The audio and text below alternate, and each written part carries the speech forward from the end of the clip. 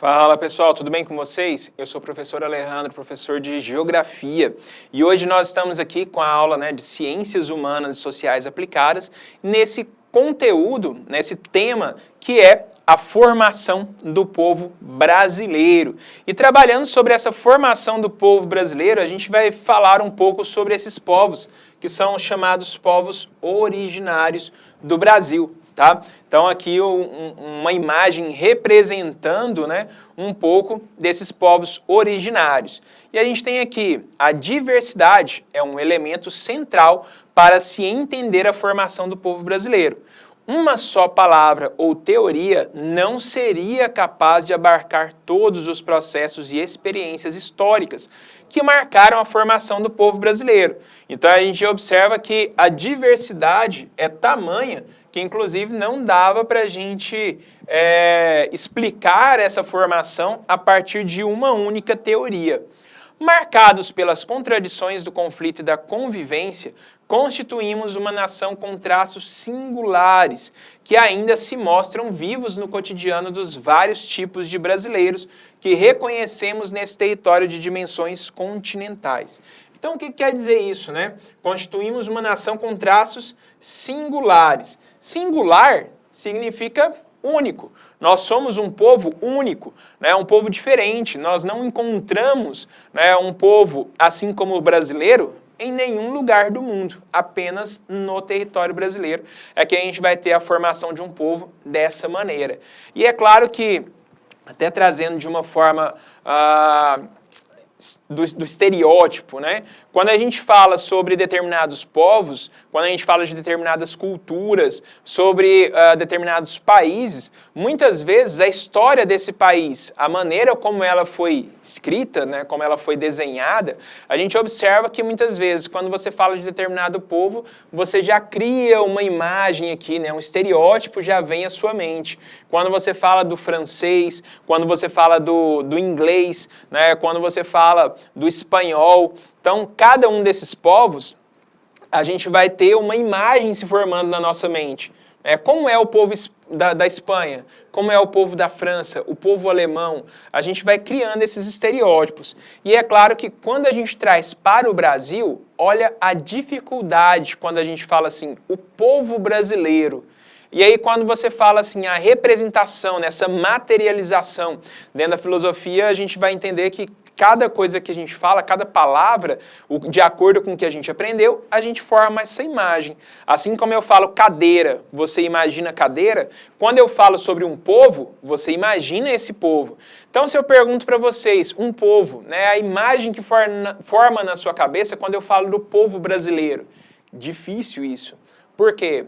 Não existe uma característica física, uma característica visual que defina o que é o brasileiro, justamente pela formação histórica do território brasileiro. Nós temos uma miscigenação muito grande, tanto estereótipa, o físico, o visual, como também temos uma miscigenação, uma mistura das culturas no território brasileiro. Então essa diversidade no território brasileiro, ela é tamanha que difícil é nós escolhermos alguém que represente, olha, esse aqui é a cara de um brasileiro.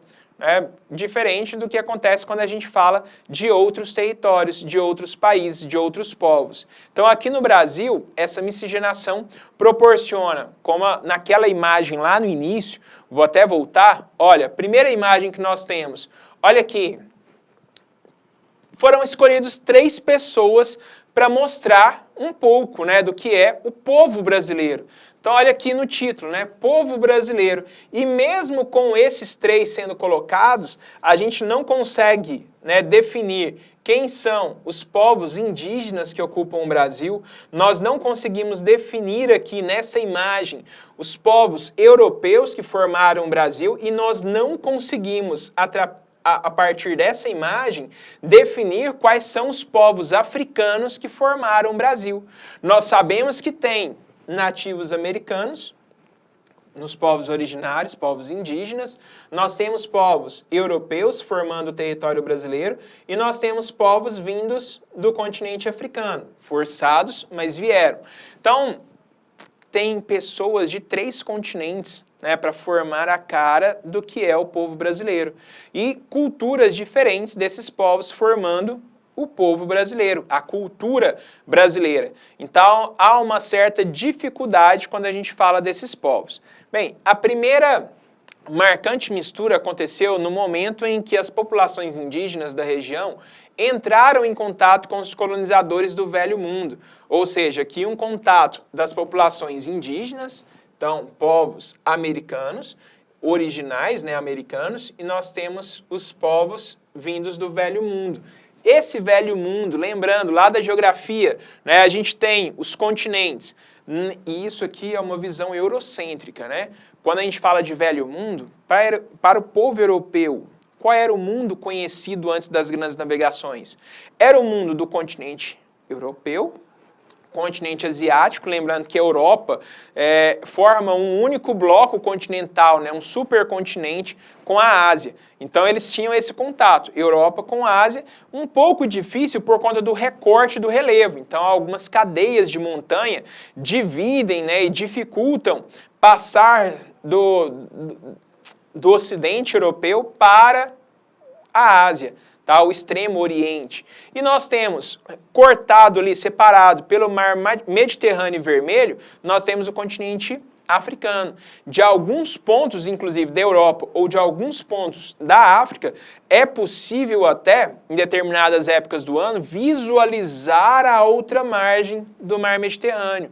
Tem, inclusive, alguns estreitos, né, entre mar Mediterrâneo Vermelho, na passagem, né, da África para a Ásia ou da África para a Europa. Então, esses povos acabavam se conhecendo, tendo um certo contato, tá? Isso ficou conhecido como o Velho Mundo, para a visão europeia. O Novo Mundo é a partir das grandes navegações. Então, os europeus, com as grandes navegações, conheceram a existência de um novo mundo, o continente americano. E um novíssimo mundo, o continente da Oceania. Tá? Então nós temos nesse texto aqui o Velho Mundo, né, esse contato, o Velho Mundo. Povos da Europa, Ásia e África começam a ter contato com os povos indígenas que ocupavam a América. Em meio ao interesse de exploração e o afastamento dos padrões morais europeus, os portugueses engravidaram várias índias que deram à luz nossa primeira geração de mestiços. Então, olha só, gente. Em meio ao interesse de exploração e o afastamento dos padrões morais europeus. Então, muitas dessas gestações aqui são a partir também do abuso, tá? Então, o estupro aconteceu nesse período também, tá? Nem todas essas essas gestações elas foram consentidas pelas mulheres aqui nesse caso. Tá certo? Então, a geração de mestiços, ela tem também um processo de violência dentro do território brasileiro. Seguindo ali o texto, fora da dicotomia imposta entre os selvagens, e olha só, quem é chamado de selvagem, né? Quem é posto como selvagem ainda os povos indígenas. Lembrando que esse termo aqui, a gente vai fazer o máximo para evitar, apesar de muitos já terem ele enraizado, né, na sua memória. Por quê? A gente não é mais índio? Como assim, professor? Não é que deixou de ser, na verdade nunca foi. Quando a gente tem os europeus indo em direção, na verdade eles tentavam encontrar um novo caminho para as Índias. Não, eles desconheciam a existência do continente americano. Então o pensamento é que o Velho Mundo, esse mundo redondo, eles sairiam da Europa, dariam a volta no mundo e chegariam até as Índias. Quando eles chegam aqui no meio do caminho, né, eles encontram ali o continente americano, descobrem que existe um novo mundo. Nesse novo mundo, os povos que ocupavam foram chamados, né, pelos europeus de índios. Tá, mas eles não eram índios? Nem faz muito sentido, né? Porque eles estavam tentando encontrar o território, o país que chama Índia. Tá, chegou aqui, não era a Índia, mas começam a chamar o povo que morava aqui, o povo que habitava o território americano de índio. Olha só, que coisa meio sem sentido, né? E aí, quando a gente vai observar esses povos, que até a gente chama de povos indígenas, são povos também que têm uma grande variedade de povos. Então, quando a gente fala de europeu, a gente quando fala de Europa, tem um povo só na Europa? Não, a gente tem ingleses, franceses, italianos, tem espanhóis, tem alemães, tem suecos, suíços, né? Nós temos povos, os germânicos de forma geral, então alemães, da Polônia, a Tchecoslováquia, né? República Tcheca mais Eslováquia. A gente tem diversos países e diversos povos. Quando a gente vai falar de continente americano, anterior ao século XV, anterior aí à chegada dos europeus, existiam aqui também vários povos. E esses povos, em algum momento eles eram indígenas ou índios? Não. Esses povos eram Tupi, Tupi-Guarani, né? Nós temos povos Gês, nós tínhamos até da origem do nosso estado, Goiás, os Goiáses. Então eram vários povos. E aí a gente acaba seguindo esse padrão europeu de dizer, os índios. Então, os índios, é correto? Não. São vários povos. E quando a gente fala até mesmo assim, a cultura indígena, a gente não está se referindo a uma cultura. São vários povos que a gente está se referindo aqui nesse momento. Tá? E lembra, quem que foi violentado? Olha só, vamos voltar no texto. O afastamento dos padrões morais europeus, os portugueses engravidaram várias índias. Olha só, gente. Violentaram as mulheres no território da América e esses que violentaram ainda tinham, olha só, a audácia de chamar aqueles que ocupavam aqui de selvagens. Né? Olha só quem que tem razão nesse caso aqui. Né? O outro que era pacífico é que se tornou selvagem. E aí esses que faziam a violência eram chamados de civilizados europeus. Então, os mestiços formam um primeiro momento do nosso variado leque de misturas. Ok, a gente faz a análise do texto, a gente vê outros elementos aqui, mas o fundamental para o nosso tema, né, formação do povo brasileiro, é compreender que houve essa mistura, né, de povos, inicialmente americanos, nativos americanos e europeus, certo? Mesmo com essas contradições do nosso texto aí, né? Os selvagens índios e os civilizados europeus. Seguindo ali, tempos depois, graças ao interesse primordial de se instalar a empresa açucareira, uma grande leva de africanos foi expropriada de suas terras para viverem na condição de escravos, chegando a um lugar distante de suas referências culturais e familiares, tendo em vista que os mercadores separaram os parentes. Os negros tiveram que reelaborar o seu meio de ver o mundo com as sobras daquilo que restava de sua terra natal. Então aqui a gente já vê o próprio escravismo, né, já é uma violência e a gente vai ver essa separação da pessoa do seu lugar, da sua cultura, da sua família. E aí tendo que reelaborar a sua terra natal, ou seja, onde eles chegavam, eles pegavam aquilo que sobrou do seu lugar, da sua cultura, da sua família, e ele tentava ali reestruturar, né, restabelecer com as sobras o que havia na sua terra natal. Então, onde ele chegava, ele tentava ter ali uma relação de tornar aquilo ali o seu lugar, ou seja, uma relação de gostar daquele espaço, mesmo com toda a situação de escravidão, mas tornar aquele ali o seu espaço, o seu lugar. Então ele tinha que trazer elementos de onde ele veio, do seu lugar, da sua família, da sua cultura, e trazer esses resquícios para cá. E é claro que como eles foram separados, várias culturas, também os povos africanos eram muitos, não era um povo africano, eram vários. E a gente vai ter, a mesma forma que eles vieram para cá, eles se misturaram entre eles, entre os povos africanos, misturando também com os povos americanos, originários, e com os povos europeus que estavam aqui, certo? Seguindo aqui, Isso não quer dizer que eles viviam uma mesma realidade na condição de escravos. Muitos deles, não suportando o trauma da diáspora, recorriam até mesmo ao suicídio, à violência e aos quilombos para se livrar da exploração e elaborar uma cultura à parte da ordem colonial. Lembrando que os quilombos eram locais para onde esses escravos fugiam, tá, para poder se livrar da escravidão. Obviamente, ninguém quer ser escravo de ninguém. Outros conseguiam meios de comprar a sua própria liberdade ou, mesmo sendo vistos como escravos, conquistavam funções e redes de relacionamento que lhes concediam uma vida com maiores possibilidades. Então aqui a miscigenação do povo brasileiro. Não se limitando na esfera de contato entre o português e o nativo, essa mistura de povos também abriu novas veredas com a exploração sexual dos senhores sobre as suas escravas, no abuso da carne de suas mercadorias fêmeas, mais uma parcela de inclassificáveis e se constituía no ambiente colonial. Então a gente vai ver que continua, não só no primeiro contato, mas a violência europeia, ela continua com o povo que aqui estava, né, com o povo que se tornou o povo brasileiro.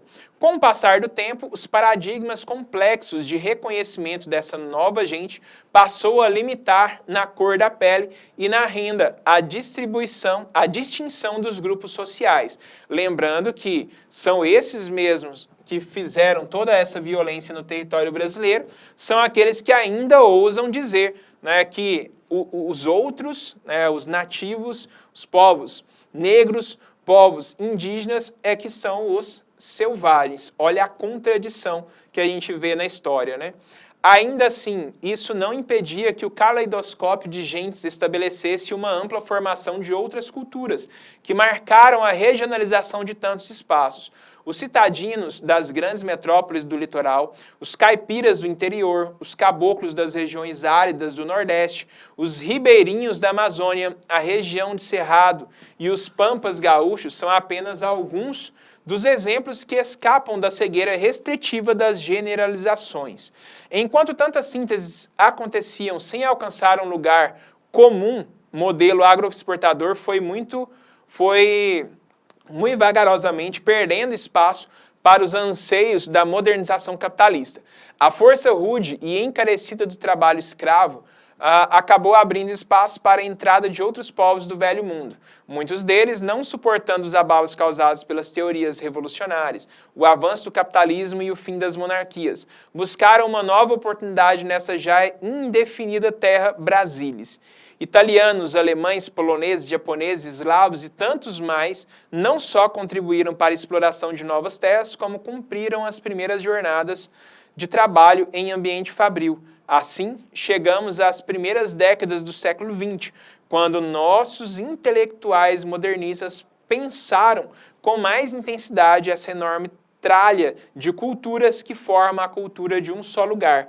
E assim, apesar das diferenças frestas, preconceitos e jeitinhos, ainda reconhecemos o tal brasileiro. Então a gente vê aqui essa origem do Brasil, vê que tem um outro processo depois, né, posterior aí ao processo colonial, nós observamos uma lenta industrialização brasileira, passando por Revolução Industrial só em 1930, e a gente vai tendo aí, é claro, essa miscigenação, trazendo resquícios para o território brasileiro. Essa crueldade, inclusive, dos europeus, desde a origem, ela ainda deixando, né, pensamentos bastante deturpados aí na nossa sociedade. Mas a gente observa ainda assim essa formação de um povo que, mesmo com toda essa história mesmo trágica, né, a gente observa ainda um povo, no seu geral, um povo alegre, um povo cativante. Seguindo aqui, nós temos uma outra parte da nossa aula hoje, que é a formação. Vimos primeiro a formação do povo, agora a formação cultural do Brasil. E aqui nós temos assim, a formação cultural brasileira caracterizou-se pela mestiçagem racial e pela fusão da cultura europeia com as culturas dos indígenas nativos e dos negros africanos escravizados. Algumas manifestações dessa cultura miscigenada estão na alimentação, nos hábitos cotidianos, no vocabulário e no folclore. A história da formação territorial do Brasil, assim como o processo de colonização, teve como resultado a diversidade cultural, base da formação do povo brasileiro. Todo esse processo se deu por meio da conquista e da ação de muitas pessoas. A formação da cultura brasileira está relacionada ao processo de organização do país como nação, isto é, um conjunto de pessoas que compartilham o mesmo processo histórico, que determina uma forma de viver e de organizar os lugares e as regiões que compõem o território nacional. Essa identidade cultural possibilita a formação da consciência nacional, isto é, o sentimento de fazer parte de um país, além de dar unidade a ele, permitindo a manutenção de suas fronteiras. E aí aqui a gente tem um pouco sobre a cultura indígena. Quando os portugueses aqui chegaram no século XVI, encontraram um panorama étnico bem definido, nações indígenas distribuídas por grande parte do território brasileiro, as quais viviam basicamente da coleta vegetal e animal e desconheciam técnicas de produção agrícola mecanizadas.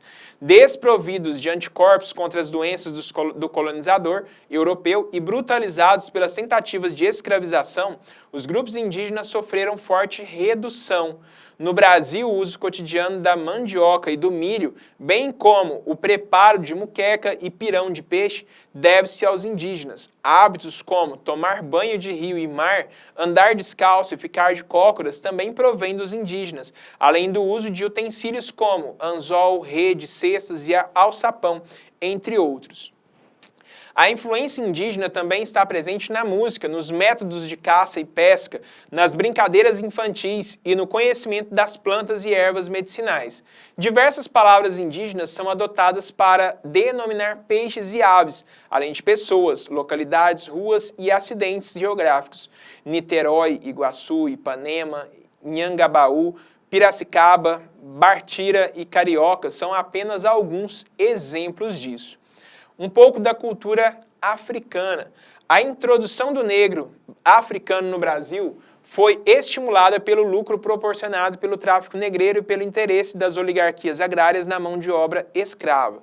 Muitos instrumentos musicais hoje comuns no Brasil, como a flauta africana, o tambor, a marimba, o atabaque, o berimbau e a cuíca, foram trazidos pelos negros escravizados. A musicalidade africana está bastante presente no Brasil, manifestando-se, por exemplo, nos ritmos como samba e nas danças, como o cateretê e o jongo.